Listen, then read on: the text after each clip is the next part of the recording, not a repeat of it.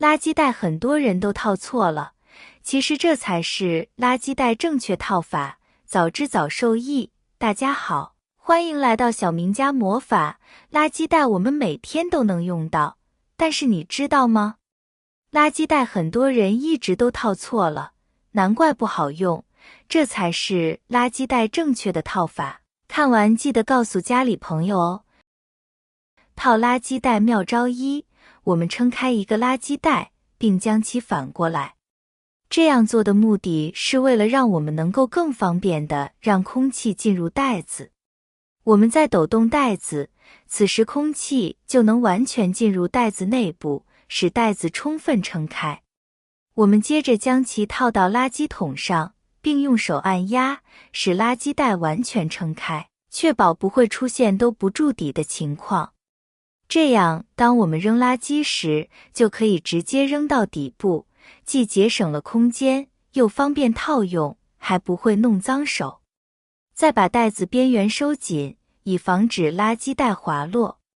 垃圾桶有盖子，还可以将盖子压在上面，进一步固定垃圾袋。套垃圾袋妙用二，像我们小垃圾袋，我们是套不到垃圾桶上的。很多人直接把这个垃圾袋扔了，那就非常浪费。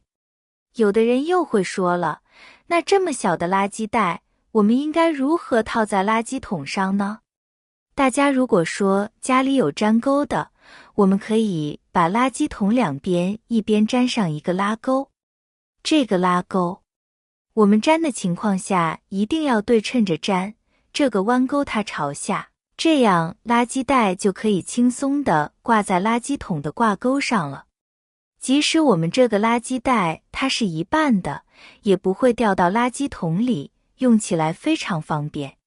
再就是，如果说您家里有热熔胶的，随便找个硬东西，比如瓶盖粘在垃圾桶上，然后把这个垃圾袋套到瓶盖上都是可以的，非常的方便。以后我们的垃圾袋也不会再掉到垃圾桶里，导致我们垃圾桶非常脏了。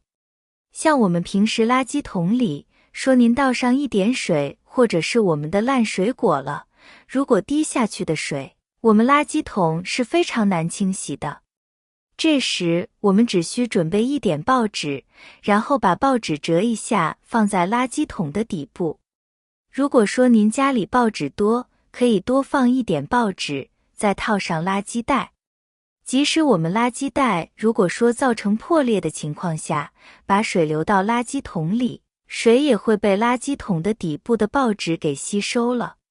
只需倒垃圾的时候，把这个报纸拿出来，直接一块丢掉，这样我们的垃圾桶还是非常干净的，再也不会垃圾桶非常脏非常臭而烦恼了。这个方法是特别实用的。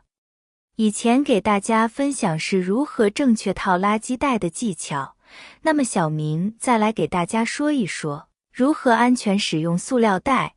日常生活中每天都会用到塑料袋，那么我们该如何正确使用塑料袋呢？以下这样使用塑料袋是错误的，对我们身体没有好处的，因此在日常生活中切不可这样来使用超薄塑料袋了。一、用塑料袋装熟食。如果是购买熟食，一定不要用有颜色的塑料袋，因为这类塑料袋大多数是回收的废旧塑料制品重新加工而成，不能直接装食品。二、像早点摊位上的塑料袋，使用时一定要注意，毕竟多数是不合格的。经常在各种大排档和小摊位上能看到在碗上套个塑料袋，说是为了干净。这是商家为了省事，不用洗碗，只不过给顾客感觉每人都是使用一个新塑料袋，看似干净了，实质上污染更大，对身体伤害更大。三、食物放冰箱里保存，为了更好的保鲜，建议用保鲜膜。这个基本操作，相信大家都是知道的，但是有些人平时喜欢存在外面拿回来的塑料袋，然后用普通的塑料袋代替保鲜膜给冰箱里的食物做冷藏、冷冻食品使用。这样做会造成食物被污染，不健康。因为保鲜膜的特殊工艺和原料具有良好的透气和保鲜性能，普通塑料袋根本达不到保鲜作用的。一次性塑料外卖盒不建议反复使用，现在很多外卖盒看着质量很好，标注的也是比较安全的5号 PP 材质，有些人就忍不住洗干净，囤在家里重复使用。但其实这是不对的。出于成本控制等原因，通常一次性餐盒没有非常高的安全标准，其制作出来的目的就是盛装一次温度较高的、可能有油的食物，在这个条件下使用是安全的。但如果使用次数较多，就会破坏其稳定性，其中的有害物质析出，长期下来可能会影响健康。